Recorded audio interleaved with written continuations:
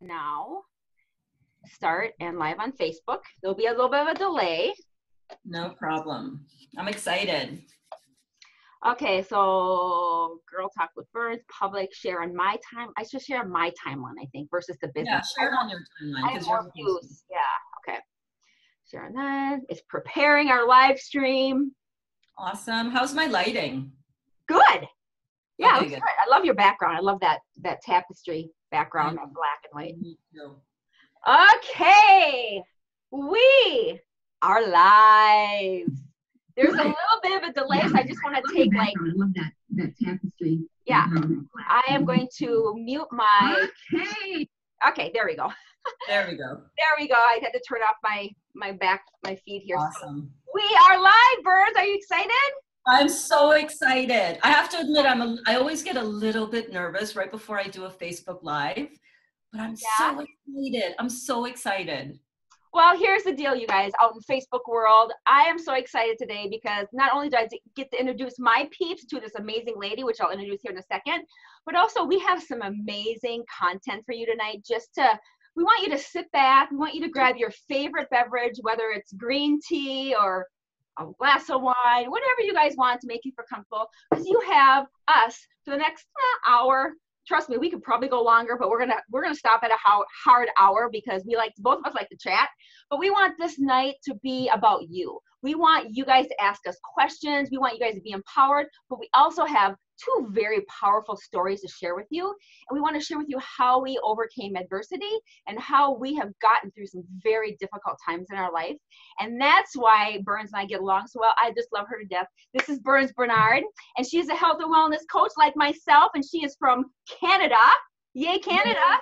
Yay, Canada. Canada Day on Saturday, so you were celebrating all day, I'm sure. And you guys had your July 4th yesterday, so everybody is recovering from that, I am sure. Right? So Berns, I know we've talked before, and we've had some pretty emotional moments together and sharing each other's stories. But just for our readers to get or viewers, you can tell I'm in author mode. I'm like, readers, just to get our followers kind of acclimated to our stories. And I want them to hear from you because they hear from me all the time. So just share some of your story and, go ahead and share some of your story. And awesome. I'm so excited to hear it again.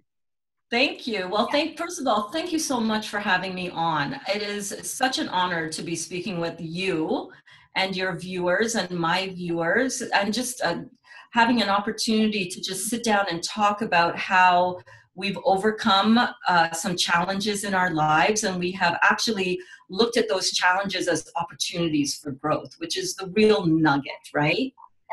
So I started my cancer journey in November of 2011 when I woke up one morning. I was living in California, Huntington Beach at the time, and I woke up the day after Halloween with the most gripping pain in my upper abdomen. I couldn't breathe. It was just, I didn't know what to do. 2 days went by. Took a whole lot of pain medication and muscle relaxants because I figured, well, this is just probably I've been working out too hard. And it didn't go away. Long story short, I went to the hospital in California and they told me, you're going to need to go back to Canada to get this taken care of. You have cancer. And I was like, you're crazy. I don't have cancer. I'm fine. I feel great. Looking back on it now, I can see that I really wasn't fine. That hindsight is 2020. And therein lay the first lesson with this whole thing. Be aware of how you're feeling, be aware of what's going on in your body. And I've always been really aware of myself. Right.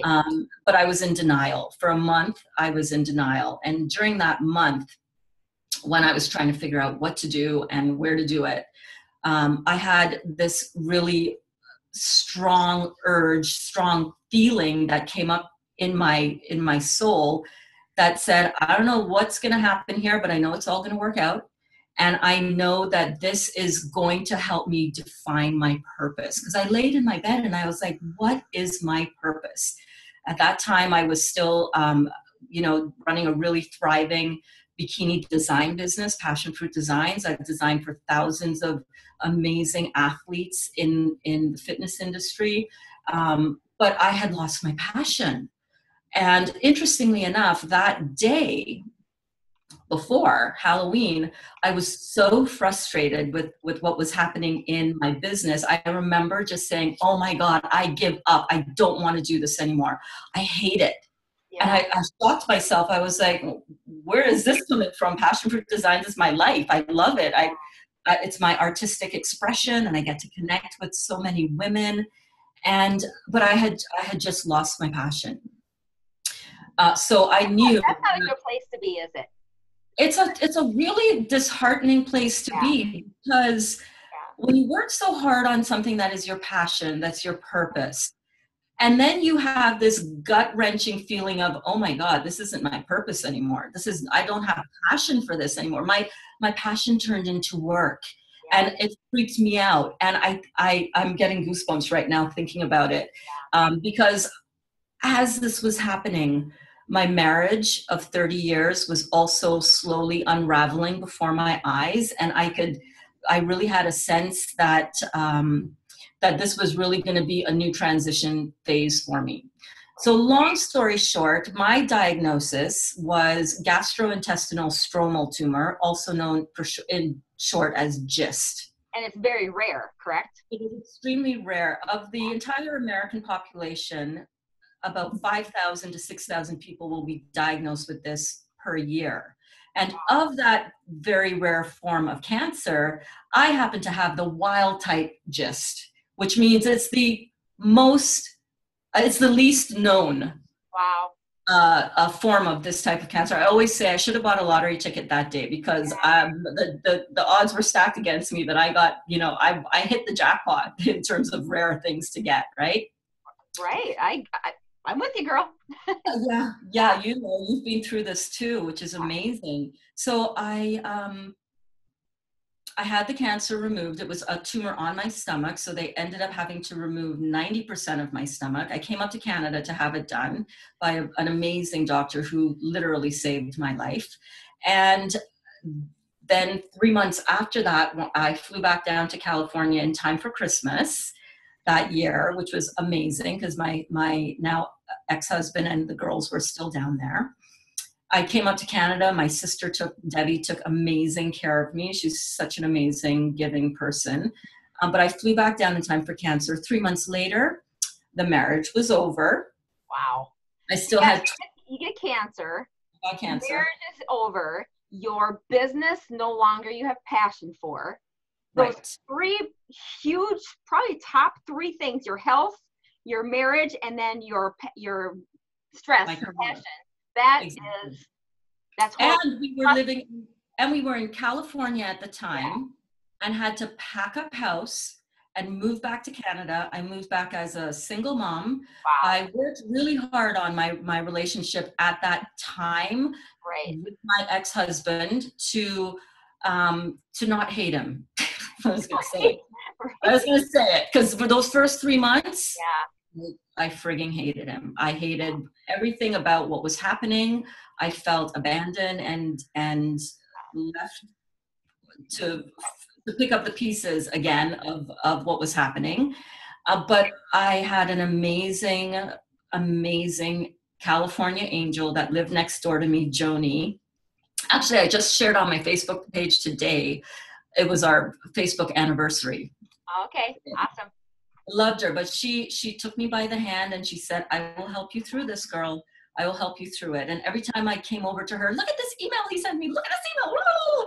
She'd be like, crazy. You would be like, you are just reflecting back how you are feeling inside. You don't hate him. It's all about you. Yeah. How long, when you had all those three things that were just building up in you, how long were you like in a major funk? I mean, oh my God, it was horrible. You could not have been optimistic during that time, or were you?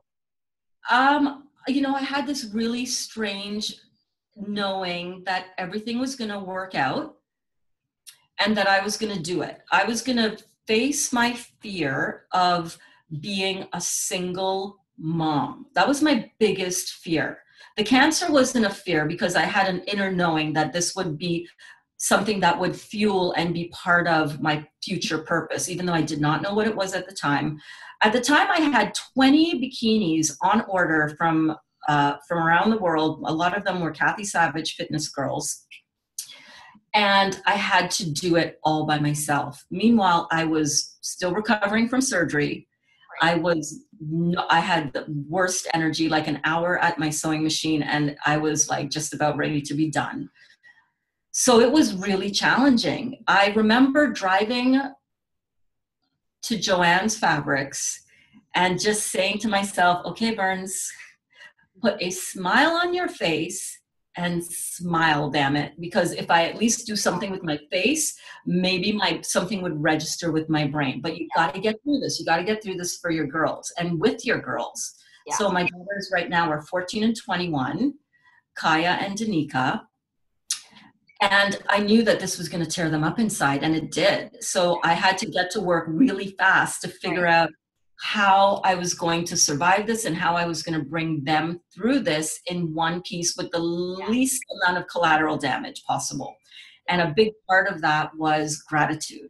I sat down with them from that first night, once everything was over.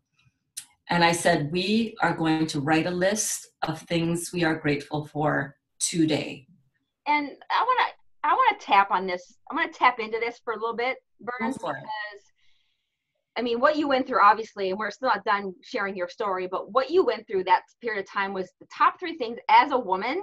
It's your family, your marriage, your health, and then especially if you're an entrepreneur or if you're the financial breadwinner in the family, whatever, those three things you were attacked heavily with, right? So I want to tap into, because I know a lot of my followers and a lot of your followers, if they're going through a rough time right now and they're just like, I see a lot of women, I'm sure you do too, that get to their wit's end and they give up and then they play the victim and they start, and they can't help it. And I get that.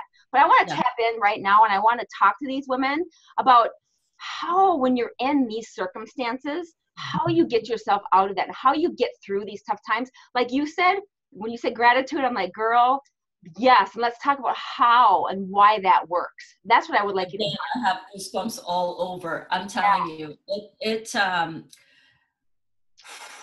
that's a big one, because I see it all the time too. People have a lot of stuff going on around them, and it's natural. It's happening in technicolor.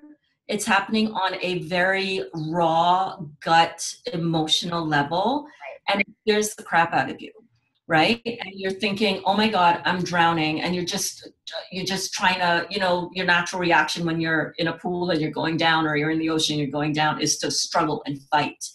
And what's the best thing that we always hear in those situations? Relax and float.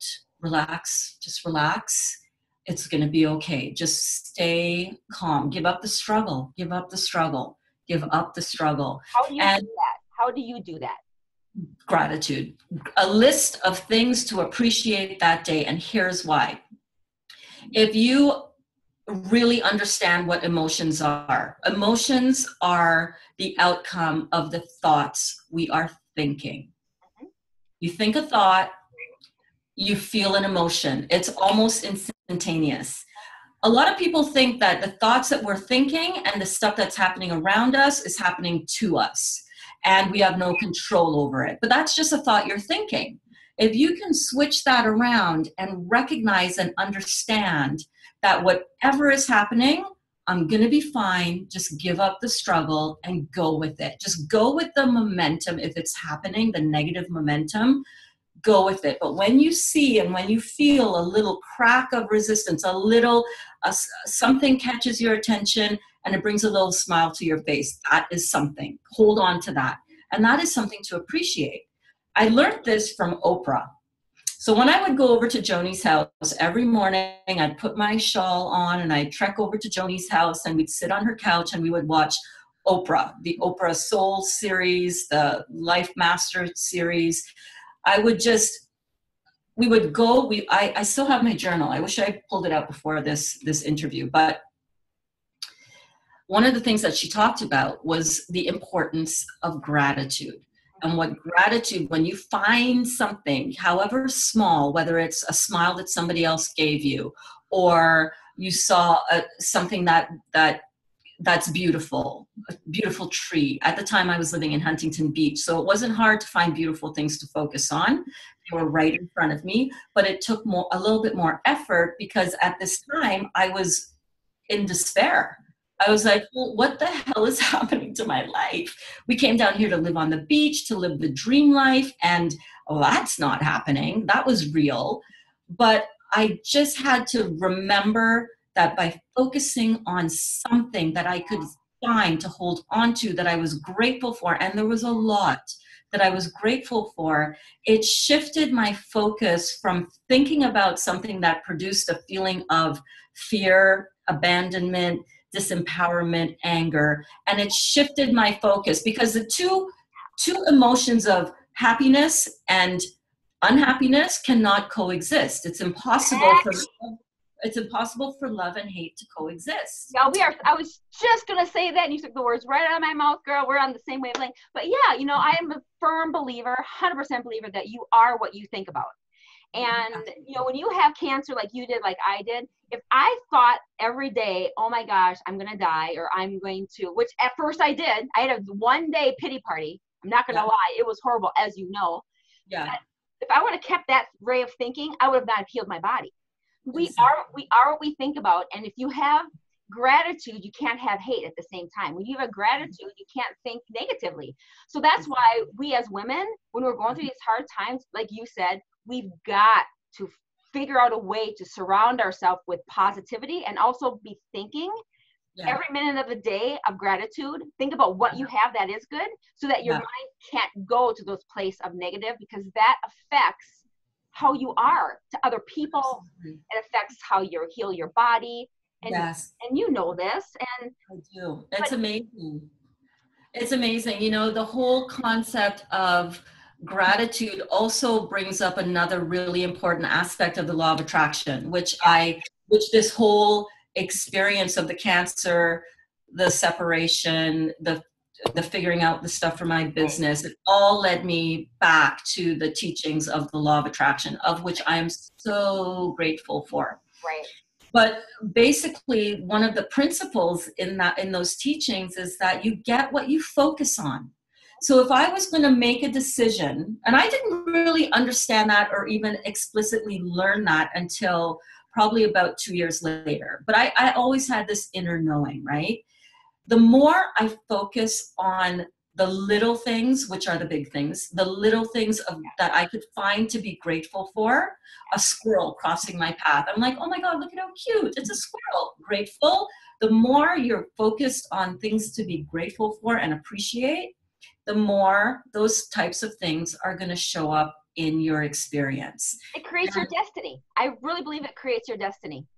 It really does. It absolutely does. So out of this entire craziness, I really saw in action the power of my thoughts to transform my life, the power of having positive.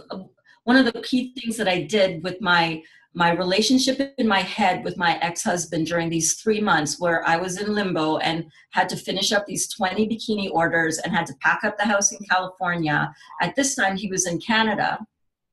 He came back to Canada and to kind of sort himself out, which was fine now, wasn't at the time. Right. But one of the, I forget where I was going with that. That's okay. I distracted you by taking a sip of this beautiful. And I have a fly buzzing around my room. It's summertime here in Canada, and the flies are bad this year. It's like I'm constantly killing flies. What's going on? But anyhow, one of the things I did with him with the relationship in my head, because I knew I had to repair my heart. One of the things I did was I made sure to make copious lists of his positive aspects, which was a really challenging thing to do because at the time I had a momentum of anger around the topic of my ex-husband. And I had to really focus on making lists of positive aspects that he had, because I'm not stupid. I make smart decisions. When I decided to marry him and stay married to him through ups and downs and have kids with him, it was because I made smart decisions. He's a great man. He's an amazing father. Yeah. He's an incredible teacher and an incredible wrestling coach and an incredible person. Our relationship just had to come to an end because we were just resonating at two different places. So once I repaired my relationship in my head and in my heart with him during those 3 months when he was away, that really helped me draw out of him those very qualities that I was focused on. Right. So that's why whenever somebody comes to me now and they're in the middle of a relationship issue or a divorce or a separation, I always tell them the first piece of homework that you have to do if you want to work with me is make crazy copious lists of positive aspects of this person and of the relationship that you had. Like how many amazing things did you enjoy together? How did you grow together? How did you work through other problems together? But I think a lot of people are nervous to do that because number one, well, they don't want to do that sometimes because they have so much negative momentum going that they just get wrapped up in the drama, right? They recall all these things, they debate back and forth, and oh my God, he did that to me. And meanwhile, he's just trying to figure his own stuff out on his own too, you know, just like we all are. And he's not doing anything to me, he's just trying to figure his stuff out. So once I got to that point, I was able really quickly in the space of 3 months to go from hating the man, which I didn't, I just hated where we were. Situation, yeah. The situation, to loving him again, still going our separate ways, but going our separate ways with an attitude of love and appreciation for what we had together. And by focusing on that, I was able to really quickly develop and maintain and sustain a really loving relationship towards him. He pops in here at our home where I live with my amazing boyfriend, Dali, and Kaya, my 14-year-old. He pops in here, hey, I was just passing by, I thought I'd drop by for a visit, and he'll sit and chat with us. Like that stuff doesn't come about out of hating him and not moving on and not healing my heart. So that was a really big thing. So it's little baby steps towards flooding whatever you're going through in life, flooding that situation with love and with appreciation, no matter how much it might hurt. And that doesn't mean that I don't go through some dark days. Well, not days anymore, because I've really learned how to condense it down to a couple of hours, ideally 5-10 minutes. But when we're going through stuff and we're like, we have a choice. We always have a choice in how do we want to see this. If I want to view this as an opportunity and a gift, which it is, then I'm going to have a very different thought pattern than if I view whatever's happening as a struggle and as a thing that's happening to me. Nothing is happening to me. Nothing's happening to you. It's happening for you. Where would you be? I want to ask you a question now. Where would you be on the scale of really understanding your power to create your life were it not for this latest chapter of having cancer yourself? Like, where would you be? Would you be as knowing that things are going to work out for you as you are? Tell me about that. Yeah, and it's really, really weird to say this, and we talked about this when we talked last week, but I can honestly say right now to this day, I'm thankful for my cancer. I'm grateful for it, and that's what I wrote my book about, because without going through that journey, I wouldn't be the person I am today as far as my growth. I'm a way better coach. I'm a way better empathetic person. And I learned so much about how to really be strong and how to get through these hard times. And I think a lot of women look at us, Berns, and we're both health and wellness coaches. I know we both do a lot with weight loss. And a lot of times the women, like really heavyweight, overweight women will come to me and they'll say, what do you know about weight loss? You're thin and and I'm like, listen, honey, now I can tell her this. I'm like, I frickin' fought cancer. I fought cancer. You don't think that's hard? My battle with cancer is just as hard as your obesity issue. You know what I'm saying? That bad, no matter what the issue is in a woman's life, the pain is still the same. I don't Yeah. care if it's cancer or if it's depression, or the pain is still the same. And how there's levels, there's degrees of the pain, but the Yeah. process to fix that pain is still the same, which is gratitude. Fear and worry cause so much angst in women. Yeah. And I want to talk to you about this next too. So thanks for asking that question. So my point to answer your question is that, yeah, I'm a different person. And if I would have said that the day after I got cancer, same with you, I'm sure, I would have said, no, my life's over. I mean, for a day, I thought my life's done. I'm going to lose my business. I don't want to lose my hair. I mean, it was awful, the feelings that I went through. But when I pulled my big girl panties on, and I started practicing what I preach, which is I'm strong, I'm going to get through this, have a good attitude, positivity. Then I turned that crap around, and I was able to fight my cancer. And my point is women these days who are fighting whatever battle it is, they can do the same thing. Absolutely. If they put their mind to it, and they come up with a solution, and they use the mental strategy of getting the support they need. But the mental strategy is, don't you say it's way over half of the battle? Probably more than that. 99% of the journey. I don't even like the word battle, because the more we focus on battle, the more we're in fight mode, and the more we're in defense mode, right? The more we're in, this is coming at me, I gotta fight it. But when you embrace the gift, which this is, and I'm the same as you, I would not trade my cancer for any amount of money in the world. You know why? Because without it, I would not be the person, the woman I am today. And I frigging love the woman I am today. I've learned so much. What you just said, because I love that. When you said that just a little bit ago, that you embrace, you don't call it a battle, but you embrace now, whatever you want to call it. I think every one of us has to look at a situation that comes to us and have to look at it as an opportunity, like you said. I embrace everything now as an opportunity, because I've seen how much I have been able to learn about myself through the cancer. And just, man, the knowing that you have when you come through something like this, and you apply the principles, for me, of the law of attraction, and you get to see how you can flip stuff around, flip everything around, and turn it to your advantage. I mean, every single thing that happens in my life right now, even the challenging stuff, I look at it as, okay, this hurts right now, or this produces fear in me right now, but that's my compass.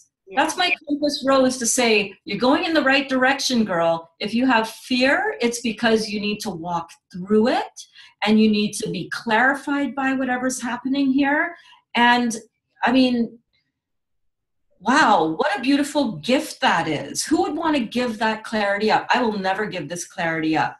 So fast forward on my journey, the whole thing, I went through the cancer, had a large part of my stomach removed, still battled and dealt with weight issues because, you know, I was still not taking care of myself, but I was on the journey back. Fast forward 5 years, I had in 2013, I had a few more. So the thing about this cancer is that for this type of cancer, it can pop up anywhere along your digestive tract later on. The only way to test for it is through CT scans. So I go for a CT scan every 3 to 6 months. And in 2013, I was all clear until 2013. I declined going on the Gleevec medication that they wanted to put me on as a prophylactic measure, preventative measure. And I thought, I don't want to go on any medication like that has the list of side effects that it has. And Gleevec is a chemotherapy drug, correct? It is a chemotherapy drug. So this type of cancer is not treated with radiation or chemotherapy per se, but there are types of oral medication that you can take to hopefully keep things in check. And remember, it's all speculative because they really don't know what really works with this thing, all right? And why did you decide to not take the Gleevec? What was, in your mind, what was your, like, in my mind, I believed that my body and my mind would be able to see me have a return to well-being. So that's another reason why I never fought the cancer, because then that would help keep me focused on the cancer. I went instead in the other direction and decided that I was going to focus on well-being because I wanted to be well. Awesome. So Yeah. that's so strong, Berns. You get what you focus on, right? I mean, anybody who's dealing with an issue or problem right now, if you focus on the problem's going to continue, or it's going to be harder to get out of the problem. Yeah. I love that. Yeah. Because you're adding to the momentum. And think about it like a bicycle. So when you ride a bicycle, you're turning the wheels. When you first start out, you got to really push hard and get the pedals going and get the wheels spinning. But once you really get up to speed, you can take your feet off the pedals and you're still zooming, right? Well, it's the same thing. If you focus, what you get when you remember that what you think about and what you focus on, you get more situations showing up in your life to validate and to reinforce and to continue that momentum. So when you really learn that in order to switch a life experience around, to use it as a harness to propel you into what this opportunity and gift has contained with it, you learn that it should be your number one goal to seek ways to make yourself feel better. Okay, I'm going to role play with you here for a little bit. Go for it. I'm going to role play. So I'm let's say I'm a client or whatever. Oh, Berns, I'm struggling with depression. I am so down. Nothing's going right in my life. I'm so busy. I'm so stressed out. I hate my job. I can't have time to work out. I just can't get over this depression. I want to go on depressant medication and I don't know what to do. I want to give up. Well, the first thing I would do is I would definitely let you talk for about 2 or 3 minutes so that I can really get a read on where you're really coming from. After 2 or 3 minutes, then that's where I take the reins and I say, okay, so you have these things, they're valid, they're real, they're happening in Technicolor. I can totally relate. I can so relate. But I want to ask you something. How does thinking about all these things make you feel right now? How do you feel about your depression? How do you feel about your weight? How do you feel when you are looking at a potential life as a single mom? How does it make you feel? Because until you know how you feel, I don't know how to help you. I can't help you raise to the next level of feeling on that. And right now, usually what people start talking about is they start talking about feeling disempowered, afraid, angry, resentful, sad, all at the really bottom of the emotional scale in terms of emotions. Usually when we're high flying, we're happy, everything's working out, things are going great, we're at a really high flying place vibrationally. All right, so we're feeling clarity, we're feeling empowered, we're feeling invincible, we're feeling just renewed with life, we're feeling like full of ourselves because we are full of our self-knowing, right? The work that all of us have to do is we have to identify where we are and then figure out how we can talk ourselves up the emotional scale. So if you're feeling disempowered, my goal is to get you to the next level up, which is anger. And then the next level up from that, and there's a range of emotions, but and the next level up would be frustration and irritation. And the next level up is neutral, where you're kind of feeling neutral. And I seemed to have developed this knack of knowing how to talk people up their emotional scale. And I'm really good at reading their vibrational output, which is why I love doing work on video chats, because I've done it on the phone. I've talked people from chaos. I hate the phone. But sometimes you have to. I know. Sometimes you have to. Yeah. I love this too, because I can really see you, I can feel you. You can understand. Exactly. Sometimes the phone is all I got. Yep. And what I do is I just tap into my inner being, my godlike inner being, and I tap into their inner being. And my inner being communicates with their inner being. I know this sounds woo-woo, but I've been able to talk people out of suicide. I've been able to talk people into pregnancies. I've been able to talk people into a lot of stuff because everything is about the thoughts you're thinking. And in that 5, 10, 15-minute conversation, I can help you talk your way into seeing things from a positive standpoint, right? We're getting some questions coming in, so I'm sorry. Awesome. I keep looking down. If anybody has questions, they can post them in the Facebook feed, but I'm getting some emails here, so I just want to read one. One of my questions is, how do you handle fear? I can start with that, and then you can answer. Okay. Fear is, I love this question because about a year or so ago, my husband we were talking about fear, and he had a really good perspective on fear. If you didn't have fear, okay, how would you feel in life? I mean, if fear is usually the cause of most anxiety, most worry, it takes people to stop action, right? It makes them stop action when they're fearful, and it makes them not take risks when they fear. If I was fearing that I wasn't going to heal, I would have done chemo and radiation. I probably would have died. Who knows? Whatever. But fear is this. I look at fear as the only reason why people have fear is because they're afraid of the outcome. Really think about that. Yeah. If you weren't afraid of the outcome, whatever the situation is, whether it's a disease, whether it's getting a new job, whether it's financial, whether it's dating a certain boy or getting a divorce, whatever, the outcome of the situation you're dealing with is what you're fearing. Right. So you have to wrap your head around the outcome. Don't fear the outcome. You have to go through the process and not fear the outcome and be okay with an alternative outcome. Right? Yeah. It makes total sense. I love how Tony Robbins also talks about looking at not goals that you want to achieve, but outcomes that you want to see in your life, right? So that's a really good starting point. How you deal with fear is, first of all, recognizing that it's just an emotion that stems from the thoughts that you're thinking, right? Yep. Oh my God, I'm going to die.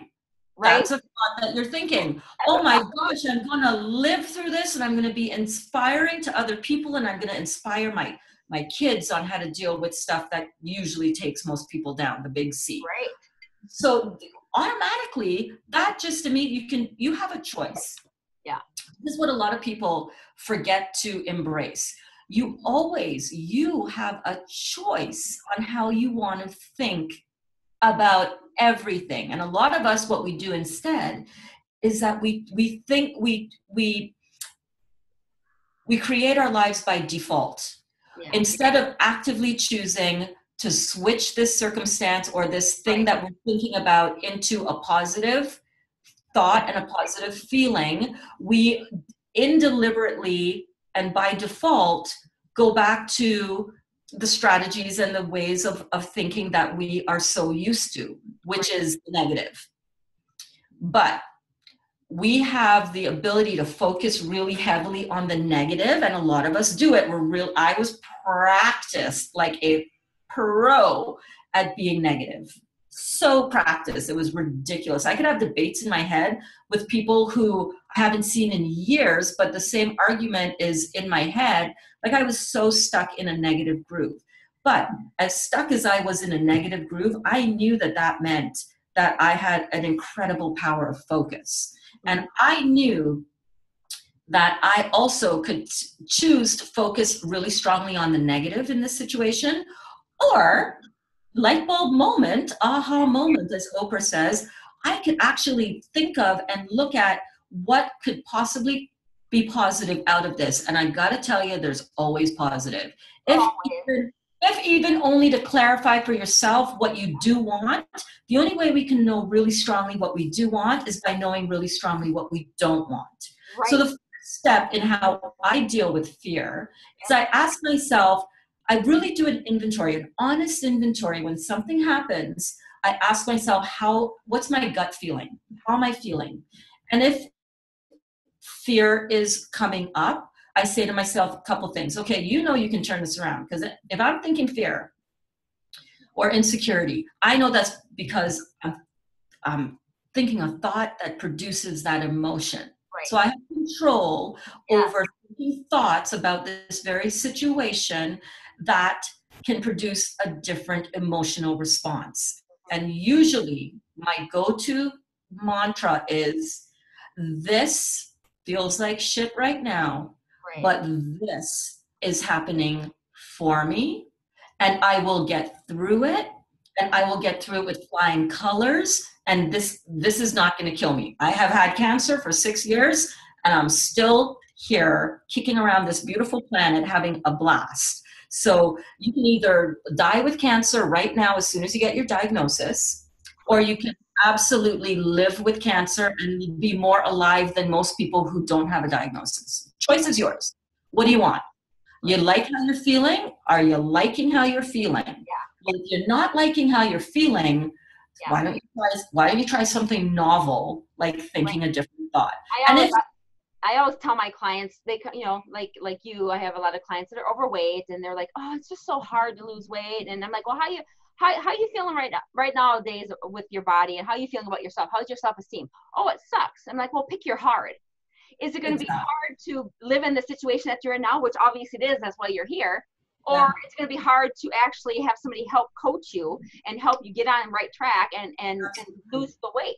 I don't know. Pick your hard. I mean, yeah, I've never understood that mentality, but when you explain it to somebody, you know what I think that comes from in particular is that so many of us, I have had my entire adult life where I have struggled with my weight. Yes. I would go on a program, I would go on a diet, I'd get down to my goal weight, and the second I got to my goal weight or the event that I was dieting down for, I'd pop right back up and more. Yeah. So I think a lot of people have this doubt inside of them that they have the ability to change. So having a really strong belief in yourself, that is something that we as coaches and as people that inspire other people, that's one of my main objectives in life. Instilling belief in people that yes, you can do it. Yes, you can. For if you fail 25 times, get up on the 26th time. Yeah. Keep going. Keep going. But and understand that everything that you learned in the process to get to that point has been valuable information that you can tap into and harness at any point. But it's that mindset, right? That mindset, until people are ready to really believe that they are worth it, that they are worthy enough to live in the body of their dreams, that they are worthy enough to have the relationship of their dreams, that they're worthy enough to have the financial freedom of their dreams. Until you believe that, and until you know that you are worthy and that you are enough as you sit here in this physical body right now, until you have that knowing, then you're going to keep on struggling. And that's okay. Yeah, I think that's why people don't take, I think that's why women especially don't take action, or men, but I work mainly with women. But I think that's why they don't take action is because they're fearful. Their mental mindset is not where it needs to be. And then they equate it to being, unmotivated. Well, motivation doesn't last. No. Discipline does, and that's something you have to train yourself to do. And part of that training is what you're saying to yourself. And this is like weight training. If you want to get your body in shape, it's more important. I think you have to get your mind in shape before you can lose weight. I really think they go hand in hand.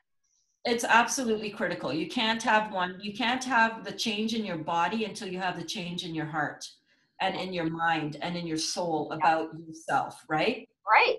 Yes, 100%. When I came back from California as a single mom, still recovering and trying to get my energy back from this whole cancer thing, I started dating again because it was 6 months. Right. I felt in my heart that I had done a decent job of repairing my relationship in my heart and in real life with my ex. So it was time to date again because I need to be in a relationship because I love the exchange, the dynamic of a relationship. And it's just, I love that connection. Yeah. I got into a relationship with a guy, and it was really a reflection. That relationship was a reflection of where I was and all the self-doubt that I had still going on. So it's always a journey. That's something helpful for people to remember. Your journey is always evolving and you're always on your way, right? It's never about the destination. It's about the journey. I mean, that's so cliche, but it's so freaking true for a reason. Right. But I got dumped by this guy, and like really badly dumped. Dumped at the beginning of a music festival that we were at and sharing a tent. Oh my God. Wow. I had fantasies of just leaving in the middle of the night. Like Right. honestly, calling a cab and like, get me the heck out of here. Right. Because I didn't want to go through that weekend like that. But it was such a transformative weekend. I stayed and I made it through. But coming out of that relationship, I found myself deep in a depression, way more depressed than after my marriage ended. I'm like, what is going on with you, girl?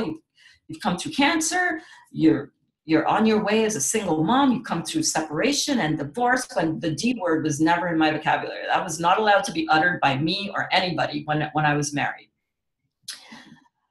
So that is what brought me to the law of attraction and the teachings of the law of attraction. And that is what started my journey, because I woke up one morning and I just thought, oh my God, I'm depressed.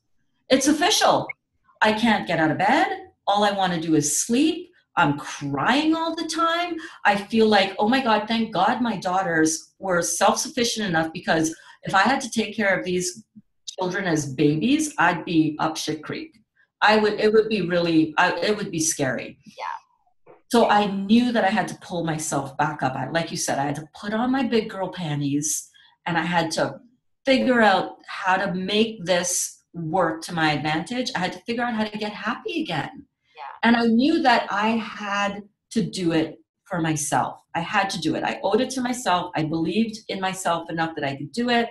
I went searching around and I reconnected with the teachings of Abraham Hicks. And through that, I slowly learned that the basis of almost every topic that they discuss when their audience comes up into the hot seat almost always led back to the same thing.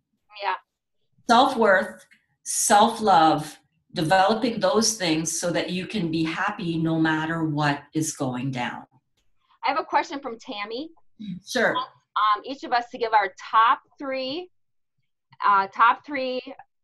scenarios or answers for how to deal with low self-esteem.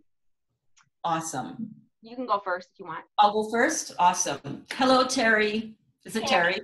Tammy. That's okay. I got a short attention span for some reason. Oh, that's okay. I talk fast. No, I was just listening to her question, and then I'm like, oh shoot, what was the girl's name again? Tammy.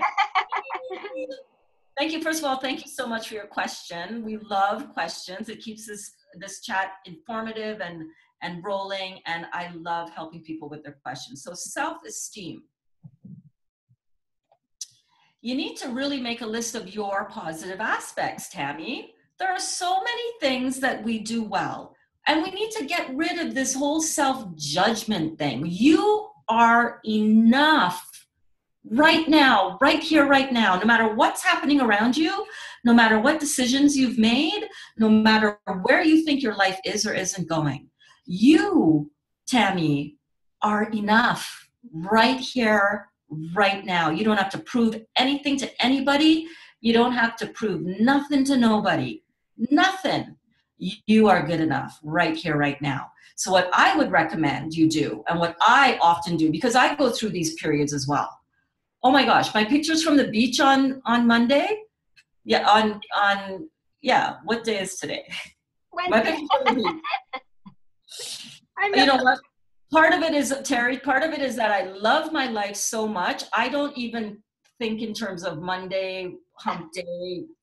Thank God it's Friday. Oh my God, it's Sunday. I got to go back to work. I love my life so much. Days are just another day I get to be blessed to be on this planet. So the other day I was at the beach, and although I'm in what I like to feel is and think is the best shape of my life, I still have issues with my own self-esteem sometimes. So we're on the beach, there's all these gorgeous people on the beach and everyone's wearing the bikinis, and I'm rocking my bikini top, and I'm thinking all day, oh my God, I got to put on these bikini bottoms and have my butt all hanging out. And I'm thinking, okay, Berns, like, snap to it, man. What do you need to tell yourself right now? Well, right now I need to tell myself I'm 52 years old and I'm rocking the hell out of this body. You go, girl.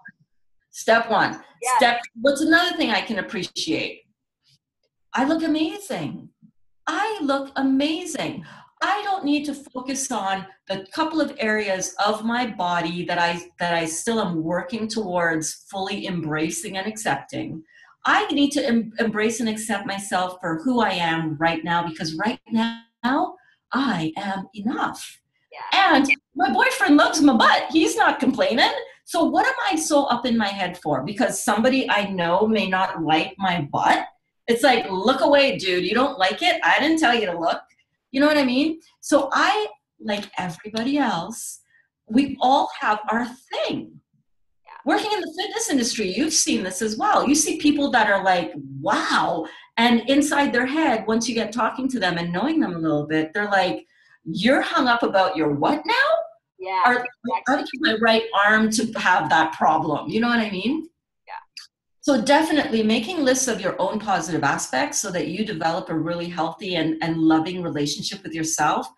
Top thing to do to develop self-esteem. We think it's, oh, I'm going to stand in front of the mirror and I'm going to say these great positive things to ourselves. But if we're saying things like, oh, I love you so much, and oh, you look great, and you're really not feeling that, your gut knows that's a lot of bullshit. And you feel even worse because you're telling yourself a lie. But if you stand in front of the mirror and say,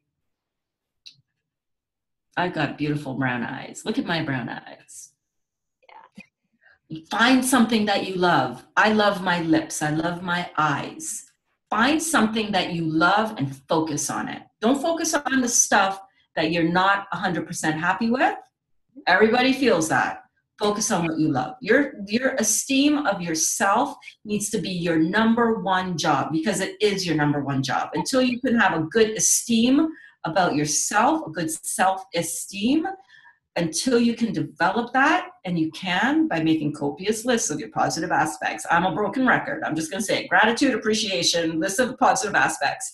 Until you can do that, you're going to be looking to other people for their validation, which is human nature. But if you hang your hat too much on what other people think, you're going to be in trouble, because you can't always please everybody all the time. And I love this quote. Other people's opinion is none of my business. None of my business. You want to have an opinion about me? Knock yourself out. That's none of my business. My business is my opinion of me. Yeah. That is the main thing. What about you? How do you deal with self-esteem and keeping yourself on a high-flying note? Actually, I would answer that question for myself differently than I would ask if a client was sitting here. I'll answer it both ways. For me, how I keep my self-esteem in check is I look at other people's confidence, and I find women who have confidence extremely sexy. Yeah. And I find women who have low self-esteem and are cowards and gossipy, I don't find that appealing at all. So I always put myself in the position of, not that I care what other people think of me, because I don't, but I don't want to make people feel bad. I don't want to make people feel bad. So I think women who struggle with low self-esteem, I think they present and they give off cattiness. They give up gossip tendencies. They give off shyness, which sometimes is misinterpreted as being stuck up. Yeah. So I for me personally, how I manage my self-esteem is I just think confidence is extremely sexy in a woman. And I can guarantee you, if you ask any woman, they would look at how she acts versus her weight. I think if you have extra 10 or 15 pounds, it does not matter if you have this awesome personality and you make others feel good. By making others feel good makes me feel good. So my main mission for my own self-esteem is I will try to make other people feel good. So that's how I would answer about my own. If a woman comes to me and talks to them about self-esteem, definitely what you said, for sure, top priority is get your skills acclimated to working on that. But also I would encourage them to surround themselves with a community of women that are so confident, so it kind of rubs off on them. And at the same time, they're working on themselves, but surrounding yourself with those women help. Because you don't feel judged if you're that woman that's with another confident woman and they're really confident. If that person is really confident, they're not gonna say bad things about you, because they don't need to. Yeah, exactly. So, and they say that your most like the top 5 people you surround yourself with. And if Yes. you're in a situation where you're either alone or you're single or you have a lot of negative people around you, I'm not saying to cut yourself off from those people Yeah. necessarily. Sometimes it's healthy to do that. Sometimes But you gotta. Yeah. yeah, but you can surround yourself with people who are uh, doing podcasts that are really positive. Right now, I'm really loving Lori Harder. Her podcast and her mission in life is just beautiful. I listen to her every single day, and her husband as well, in the car whenever I'm in the car. Surrounding yourself with a community, like how you're developing your community, I'm developing my community, surrounding yourself with like-minded sisters in a sisterhood where this is all about uplifting each other and bringing light to the world and creating this vibe in your tribe where you have each other's back and you're not looking at each other as if from a shortage point of view or from a competitive point of view. So important. There are ways to really surround yourself with beautiful experiences and beautiful things. The books that you read, the community that you have around you, absolutely out of this world, which is why I love Facebook. Yeah. Yeah. Yeah. Yeah. Well, this is crazy. We have 3 minutes left. Can you believe how fast this hour went? Power hours always go super fast. I'm just like, so we'll have to do this again because we will. We didn't get a lot of. And we didn't talk about your book, but we will. We will. We'll talk. That'll be the next one. Yeah. I wanted to give our readers just something because I honestly I feel like women these days just need to hear about how other women have struggled. And because I think a lot of women, and I'm not saying everyone, but a lot of women on Facebook, they come off like they've got their crap together and they might, but they're not vulnerable and they don't ever share the pain that they've had. Yeah. And I just think that, like, you're in my stories, I think it makes us relatable to other women who are going through a really tough time. And to be honest, I know you probably feel this way, but to be honest, for me, I just want to help women. I don't want them to be depressed. I don't want them to feel sad. I want them to feel empowered. And I want them to really, really, really own their life. And you can't own your life if you're negative and don't have gratitude and you're surrounding yourself with crappy people and you're not having fun. You can't. And if I can have cancer and have all those things, I just think it's possible for anybody. And that's my message. So I love that. That's a perfect note to end on. And also just to touch on that whole being vulnerable. I mean, being vulnerable with a plan, right? Being vulnerable. You know, I just posted my financial objective and my financial plan. Girl, that is still rocking me to my core a little bit that I was that open and vulnerable. I mean, but it's empowering. And it's hopefully going to help other women and men, but other women particularly, understand that it's okay to be vulnerable. It you know what it does? It demystifies everything. Yeah. We are all working on something. We're all working towards something. And we're all at times needing the reminder that the struggles we have in life are our opportunities for further growth. Yeah. That's what it's all about. Awesome.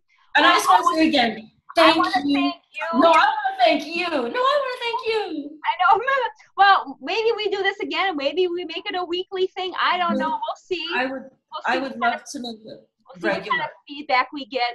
Again, I just wanted, when I met you, I was just like, I've got to share you to the world because I think you're an amazing woman and I love your energy. And I just think, I don't know, I just was like, let's do this. So thank you. And we'll do about that.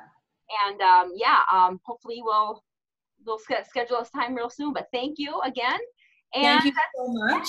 You have a good I just want to make a quick plug for you, for my viewers. You guys got to check out Terry. She's doing an amazing job. Your workouts, holy crack-a-moly, girl. I know. I can't. Are you in Toronto? What part of Canada are you in? I'm near Toronto, so I'm like about an hour to 45 minutes due west of Toronto in a beautiful community called Cambridge. We're part of the Tri-City area, so Waterloo, Kitchener, Cambridge. Yeah, so Well, if you're ever a Minnesota girl, I can't wait. You gotta take one of my cycle classes because the I cycle don't know, here. man. I think I might barf. Like I'm scared of barfing. I was watching your Facebook Live with your cycle class, and I'm like, It's so fun. It's so much fun. okay, I'll come and do one of your cycle classes, and then I'll take you to a Bikram yoga class. How's that? Oh, I'll probably puke at yoga. Seriously, I'm scared of yoga. As You scared know of what? yoga as you are of cycle. Oh my God, seriously. I know, seriously. I All don't right, know. it's a deal. If you try my cycle, I'll try your yoga. Someday we'll arrange it. Sounds good. It's a deal. Listen, All I right. love you so much. Thank you for being such a beautiful light in this world. You too, hun. Appreciate You it. are We'll the do this best. again real soon. And bye to all our viewers. Thank you so much. Make sure that actually all of you who are watching, make sure to post some questions post Yeah. this show, and then next week maybe, or whenever we do it again, we'll make sure we get those questions answered. So And we'll answer them everybody, we'll answer them in the responses too. Bye. Thank bye. you so Thank much, you. guys. Okay, bye everybody.